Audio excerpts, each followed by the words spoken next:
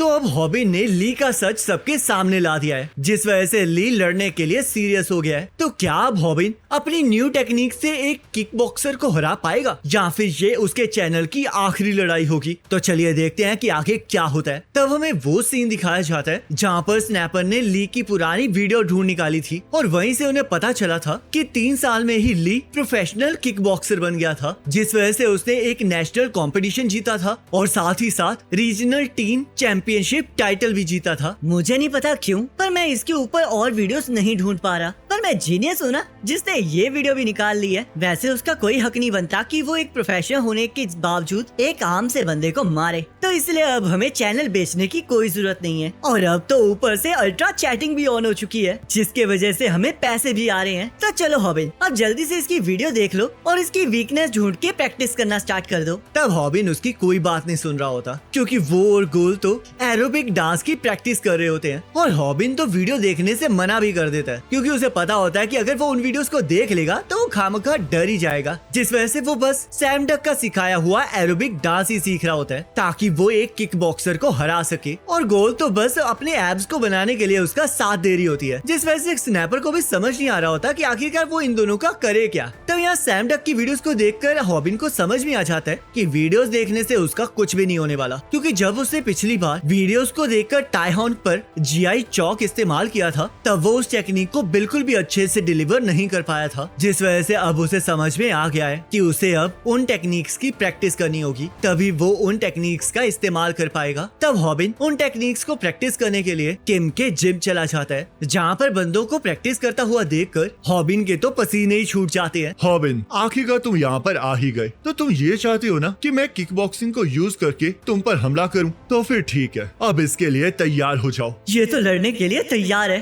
पर मुझे तो इस बात का डर लग रहा है कि कहीं ये मुझे मार तो नहीं देगा। तब हम यहाँ पर सैम डक की वीडियो देखते हैं। तो तुम्हें लग रहा होगा कि किक बॉक्सिंग असली मार्शल आर्ट नहीं है, बस इसे बॉक्सिंग के अंदर किक्स को ऐड करके बनाया गया है। और या फिर तुम्हें ऐसा लग रहा होगा कि बॉक्सिंग, ताइक्वांडो और कराटे के मुकाबले किक बॉक्सिंग कुछ भी नहीं है, पर तुम बिल्कुल गलत हो, क्योंकि किक बॉक्सिंग किकिंग और बॉक्सिंग का परफेक्ट कॉम्बिनेशन है। तब यहाँ ली किक बॉक्सिंग की हेल्प से हॉबिन को बहुत बुरी तरह धोना स्टार्ट कर देता है और हॉबिन को समझ में आ जाता है कि क्यों सैम डक ने ये कहा था कि उसे किक बॉक्सिंग को अंडर एस्टिमेट नहीं करना चाहिए, क्योंकि जब एक किक बॉक्सर अपनी रिदम को पकड़ लेता है तो उसे एक एमेच्योर के लिए हराना नामुमकिन हो जाता है। तुमने लड़ने के लिए बहुत गलत जगह चुनी है हॉबिन, क्योंकि अगर तुम कोई ऐसी जगह चुनते जहाँ पर तुम्हारे पास पकड़ने के लिए कोई चीज होती तो शायद तुम्हारे जीतने की प्रोबेबिलिटी थोड़ी बढ़ जाती, पर तुम आज यही मरने वाले हो। तो स्नैपर हॉबिन को कुछ करने के लिए कहने लगता है और उसके सब्सक्राइबर उसे बता रहे होते हैं कि अब हॉबिन कुछ नहीं कर सकता, और वो साथ में इस लड़ाई को ऐसे समझ रहे होते हैं जैसे ली एक बॉट के साथ लड़ रहा हो। मुझे पता है हॉबिन, तुम्हारे पास एक प्लान है और तुम इसी वजह से मार खा रहे हो। तुमने कहा था कि तुमने किम के साथ तब तक प्रैक्टिस की है जब तक तुम्हारे मुंह से खून ही निकलने लग गया था। तब हमें किम और हॉबिन का सीन दिखाया जाता है। किक बॉक्सिंग चाहे सिंपल दिखती हो, पर वो है नहीं, क्योंकि तुम्हारा ओपोनेंट किसी भी कॉम्बिनेशन को यूज करके तुम पर हमला कर सकता है और उनके साथ लड़ते हुए तुम्हें ऐसा लग सकता है जैसे कि तुम एक गेम के कैरेक्टर के साथ लड़ रहे हो, क्योंकि उनके कॉम्बो को गैस करना सच में काफी मुश्किल होता है। तुमने अब तक जिन मार्शल आर्ट स्टाइल से लड़ा है उनमें से किक बॉक्सिंग MMA के सबसे ज्यादा क्लोज है, तो इसलिए तुमने जितनी भी टेक्निक्स को पिछली फाइट्स में यूज किया है वो एक किक बॉक्सर के खिलाफ बिल्कुल काम नहीं करेंगी। तब हॉबिन ली के ऊपर काफ किक से हमला करता है, पर ली उस काफ किक को रोक लेता है। तब हॉबिन बिना हर्ट हुए मार खाने वाली टेक्निक को यूज करने लगता है, पर ली अपर कट मारकर उसकी उस टेक्निक को भी फेल कर देता है। तब हॉबिन ली की टांगों की तरफ बढ़ने लगता है ताकि वो उसे टैकल कर सके, पर ली उसके मुंह के ऊपर अपनी नी मारता है, जिससे किसी तरह बच के हॉबिन ताइक्वांडो की बैक किक से ली पर हमला करने लगता है, पर ली पीछे हटके उससे भी बच जाता है, जिससे कि हॉबिन को समझ में आ जाता है कि किम ने बिल्कुल सही कहा था कि उसकी पुरानी कोई भी टेक्निक एक किक बॉक्सर के खिलाफ बिल्कुल वेस्ट है, और ऊपर से क्योंकि उसने ताइक्वांडो भी नहीं सीखा है तो वो उसके जरिए भी एक एक्सपीरियंस फाइटर को नहीं हरा सकता। लगता है तुमने अपना होमवर्क अच्छे से किया है और अब तुम ताइक्वांडो के मूव्स को भी इस्तेमाल कर रहे हो, और ये बेकार सी स्पोर्ट मुझे नहीं हरा सकता। तब ली हॉबिन की थाई के ऊपर एक जोरदार लात मारता है, जिस वजह से सारे सब्सक्राइबर्स को लगने लगता है कि अब हॉबिन की हड्डी तो बिल्कुल नहीं बची होगी, क्योंकि उन्हें ऐसा लग रहा होता है जैसे कि उन्होंने एक गन शॉट की आवाज सुनी हो। तब हमें पता चलता है कि किम ने भी हॉबिन को बताया होता है कि अगर कोई किक बॉक्सिंग में ऊपर जाता है तो उन्हें ये सिखाया जाता है कि वो अपने किक्स के दम पर एक बेसबॉल बैट को भी तोड़ सकते हैं, जिस वजह से हम देखते हैं हॉबिन का बहुत बुरा हाल हो चुका होता है। तुमने हियोंग के अगेंस्ट तियोन की बैक किक का इस्तेमाल किया था, तो अब उस टेक्निक को यूज करो जो तुमने किम से सीखी है। चलो अब जल्दी करो, और जब वो तुम्हें पंच मारे तो उसकी आर्म्स को अपने आर्म पिट्स के नीचे दबा लो, या फिर तुम्हारे पास कोई और मूव है, क्योंकि तुम हमेशा फाइट के अंदर कुछ अजीब सा ही सीख के आते हो। तो सभी को स्नैपर की बात बिल्कुल बकवास लग रही होती है और वो सभी लोग उसे हॉबिन को एक टेजर गन देने के लिए कह रहे होते हैं, पर हॉबिन के पास अभी भी एक मूव बाकी होता है जिसे वो बिल्कुल इस्तेमाल नहीं करना चाह रहा होता। पर जैसे ही ली उस पे पंच मारने लगता है, वैसे ही हॉबिन एरोबिक डांस को यूज करके उसके पंच से बच जाता है, जिसे देखकर सारे सब्सक्राइबर्स शॉक हो जाते हैं। मैं इस मूव को नहीं करना चाहता था क्योंकि इस टाइम 30,000 लोग मुझे ही देख रहे हैं। वैसे तो मैंने इस चीज को काफी बार प्रैक्टिस किया है, पर ये करते हुए मुझे सच में बहुत शर्म आ रही है। मैंने अब तक सैम डक पर भरोसा किया है और ये मूव तो सच में बेइज्जती करवा रहा है। आखिरकार कैसे मैं एरोबिक डांस को यूज करके एक किक बॉक्सर को हरा सकता हूँ। तो हॉबिन एक और एरोबिक डांस वाली टेक्निक को यूज करने लगता है क्योंकि उसके पास और कोई चारा ही नहीं होता, और वो रोते हुए बड़े अजीब तरीके से हंस रहा होता है, जिसे देखकर किसी को भी कुछ समझ नहीं आ रहा होता। तो ये देखकर स्नैपर को भी शर्म आने लगती है और ली को भी समझ नहीं आ रहा होता कि क्या इस टाइम हॉबिन अपने दिमाग से सही है। तो ली हॉबिन को एक जोरदार लात मारने लगता है, पर हॉबिन अपनी लात की मदद से उसकी किक को रोक देता है, क्योंकि एरोबिक और मार्शल आर्ट के अंदर थोड़ी सिमिलैरिटी होती है, जिसके बारे में हॉबिन ने सैम डक की वीडियो में देखा होता है। जब तुम किक बॉक्सर से लड़ोगे तब तुम्हें सबसे ज्यादा किक बॉक्सर की किक्स का ध्यान रखना होगा,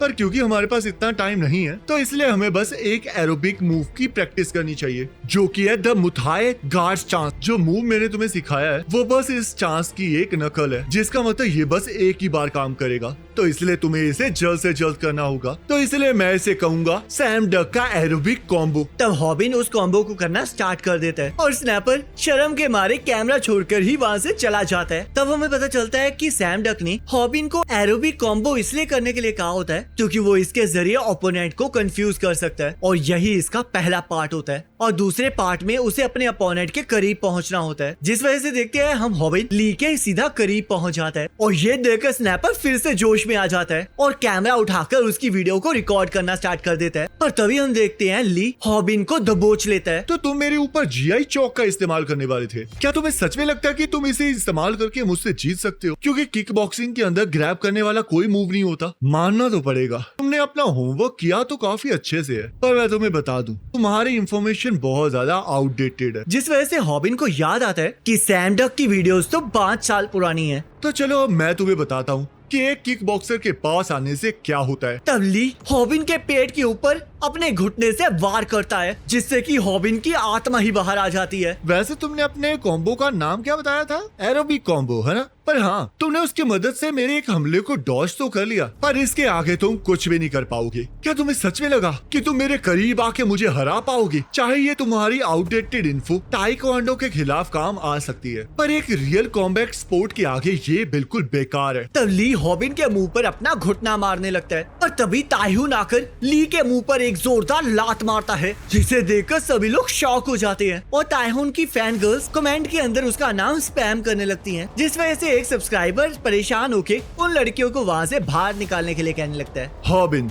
यस मास्टर ताइहून। आखिरकार तुम्हें किसने कहा कि तुम एमएमए सीख सकते हो? और मैंने सुना है कि तुमने मेरी ताइक्वांडो की यूनिफॉर्म पहनकर तब तक एमएमए की प्रैक्टिस किया जब तक तुम्हारे मुंह से खून नहीं निकल गया था। तो हॉबिन ये सुनकर पूरी तरह से डर जाता है। तब एक सब्सक्राइबर को हॉबिन का चेहरा बिल्कुल वैसा लगने लगता है जब उसके फादर का चेहरा तब था जब वो चीटिंग करते हुए पकड़े गए थे। तब ये देखकर स्नैपर वहाँ से 9-2-11 हो जाता है, क्योंकि अब उसे पता होता है कि अब हॉबिन 2 जगह से पिटने वाला है। आखिरकार तुम मेरे ऑर्डर्स के अगेंस्ट क्यों गए हॉबिन? और आखिरकार तुम ताइक्वांडो क्यों नहीं सीख रहे हो? तो ली फिर से खड़ा हो जाता है। ओहो, देखो कौन आया है। ताइहून, एक प्रोफेशनल फाइटर जिसने एक रेगुलर बंदे से मार खा ली थी। वैसे तुम्हारे चेहरे पर ये सूट भी करता है कि तुम एक बेकार सी स्पोर्ट तो खेलते ही होगे, पर टाइक्वांडो आने की वजह से तुम्हें प्रो फाइटर कहना सही रहेगा। मैंने सुना है कि आजकल टाइक्वांडो जिम्स के अंदर बच्चों को होमवर्क करवाया जा रहा है, तो अब मैं तुम्हें एक ट्यूशन मास्टर कहूँ तो गलत तो नहीं होगा? तो हॉबिन को ख्याल आता है कि अब वो टाइक्वांडो को यूज करके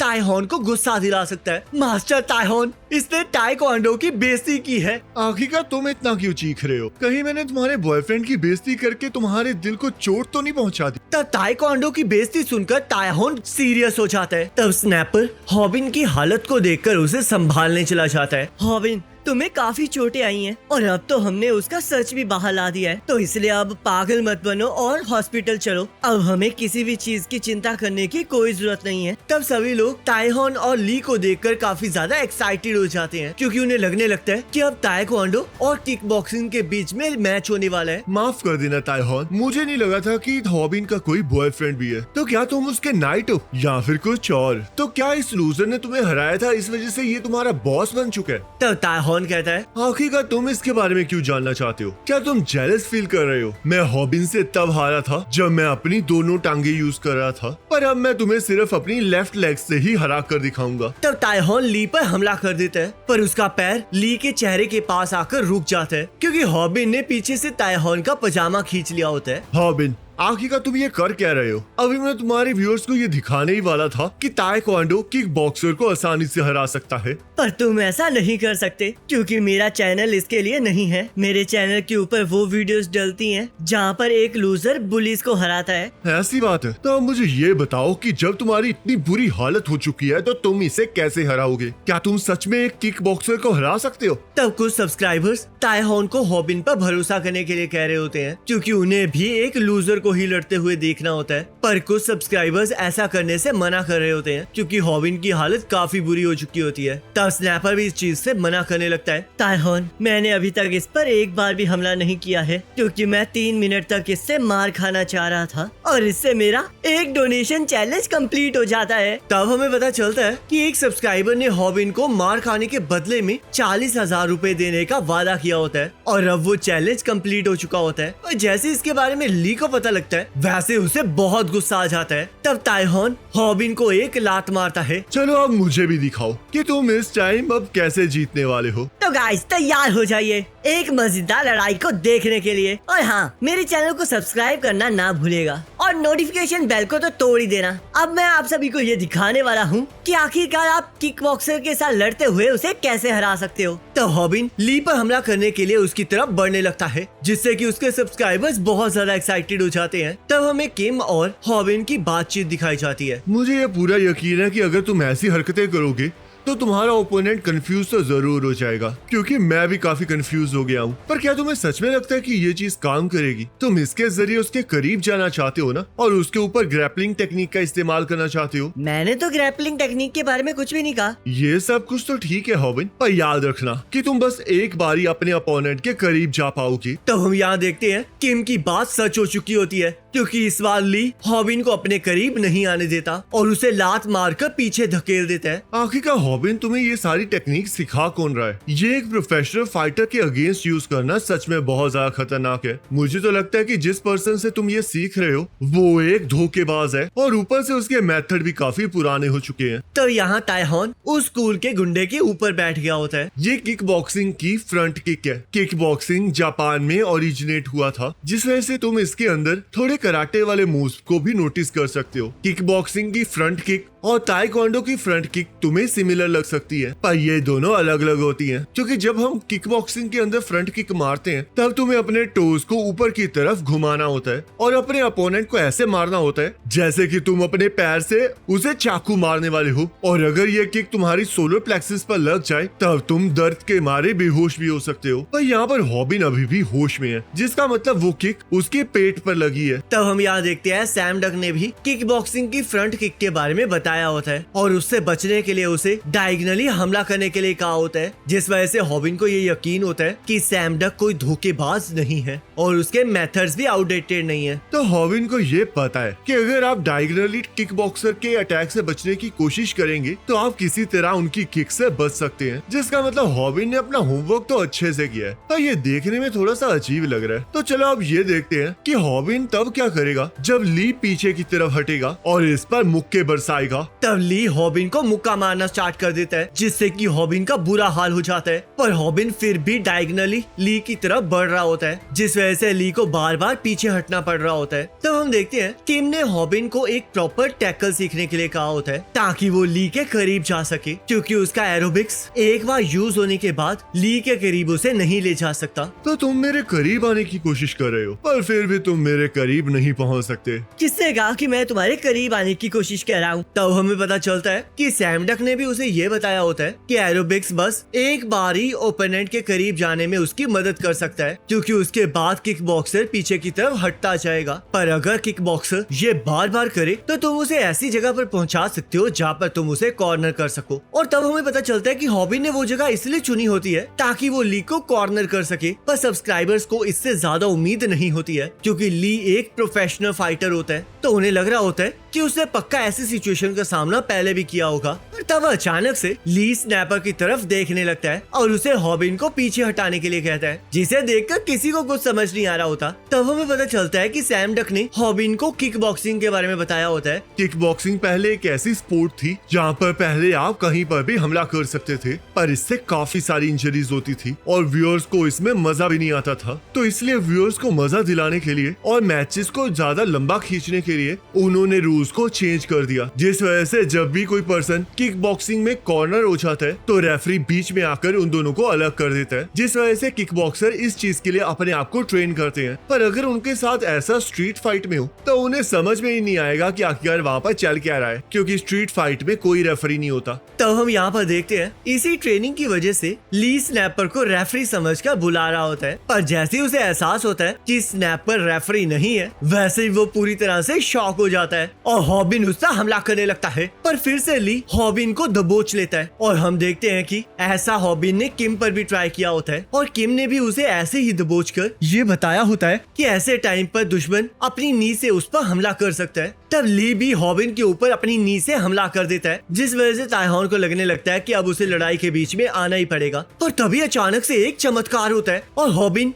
ली के मुंह पर अपनी एल्बो से हमला करता है। मैंने इसी वजह से एरोबिक मूव्स की प्रैक्टिस की थी और बार बार अपने हाथों और पैरों को मूव किया था, और इस फैंस वाली जगह को भी इसलिए चुना था ताकि मैं इस चीज को मिस ना कर सकूं, और मैं यही चाहता था कि ये मुझे दबोचकर मुझ पर नी से हमला करे। तो यहाँ किम भी उसकी लाइव स्ट्रीम को देखकर काफी ज्यादा खुश हो रहा होता है, क्योंकि हम देखते हैं कि यही सेम चीज हॉबिन ने किम के साथ भी की होती है और उसने किम को गलत प्रूफ कर दिया होता है। ये सब कुछ मैंने इसलिए किया था ताकि मैं एरोबिक कॉम्बो का थर्ड पार्ट यूज कर सकूं, जिसमें तुम मुझे दबोचकर मुझ पर नी स्ट्राइक करोगे और उसके बाद मैं तुम्हारे ऊपर इस कॉम्बो का फोर्थ पार्ट इस्तेमाल करूंगा, जिसमें मैं तुम्हारी बाजुओं को टाइटली पकड़ लूंगा ताकि तुम बिल्कुल भी मूव न कर सको, और तुम्हारी जॉ के ऊपर अपनी एल्बो से जोर से हमला करना स्टार्ट कर दूंगा। तब यहाँ हॉबिन ली को बहुत बुरी तरह मार रहा होता है। मैंने तुम्हें कहा था ना कि मेरी इंफॉर्मेशन आउटडेटेड नहीं है, ये एक म्यूथाई एल्बो स्ट्राइक है। और गाइस इसी के साथ ये पार्ट कंप्लीट हो जाता है। अब नेक्स्ट पार्ट का लिंक आपके स्क्रीन पर आ रहा होगा, इस पर क्लिक करके अगले पार्ट को देख सकते हो।